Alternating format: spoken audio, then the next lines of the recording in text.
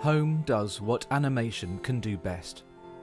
Tell a story when there are no words. Tim Muffet, BBC News. Really simple but really beautiful film. Yeah. And we're going to be talking about this in a little more detail with the comedian Dom Joly, who grew up in the Lebanese Civil War, then came to the UK, and also newsreader Natasha Kaplinsky, who's taken in a Ukrainian family. Talk about how important that film is. It's 7:27. If you're going to get a train this morning, you might need to double, triple check the details, because National Rail have just tweeted that there's a problem with real-time information on all their systems for journey planning. The real-time is not necessarily being displayed, it's being investigated and will be resolved as soon as possible. So I can tell you here the time is 7:28. I don't know what National Rail are telling you this morning, but let's get the news, the travel and the weather where you are. See you in a sec.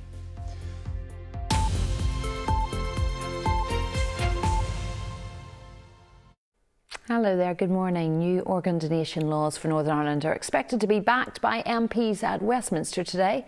Dahi's law, named after 6-year-old Dahi McGowan, who needs a heart transplant, was delayed due to the political stalemate at Stormont. The government's planning to amend its own bill to ensure a new opt-out system's implemented. From Westminster, here's more from our political editor, Enda McClafferty. 6-year-old Dahi McGowan and his parents will have a front row seat at Westminster today when MPs are expected to approve the law named in his honour. After it failed to get through Stormont last week because of the DUP's boycott, Secretary of State Chris Heaton-Harris stepped in to ensure the organ donation law will instead pass through Westminster. It will be tagged on to another piece of government legislation being fast-tracked through both houses. If all goes according to plan, Northern Ireland will have the same opt-out organ donation system as the rest of the UK, and it's hoped it will be up and running by the summer. Enda McClafferty, BBC Newsline, Westminster. Sir Geoffrey Donaldson has said a deal on the Northern Ireland Protocol is still possible in the coming days, but further EU concessions are needed.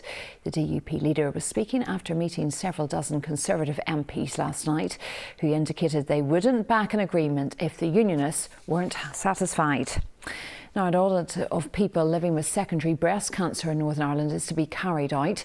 It's being funded by the charity Cancer Focus NI for 2 years. In the first of its kind study, it will be carried out by the Northern Ireland Cancer Registry at Queen's University Belfast. Secondary breast cancer happens when the cancer spreads to another part of the body, like the liver or the lungs. The research will mean better information can be gathered to help plan services and support patients. Julie Ann Lillis, who has secondary breast cancer, hopes others can benefit from the research. It's something that I've been campaigning for a long time, and I'm just overwhelmed that it's actually happening. That you can make a change if you try, and hopefully this will. Probably won't help me, but hopefully it'll help people in the future. Now it's a rainy start in some places. Cecilia has a look at the weather forecast for us this morning. Hello, good morning.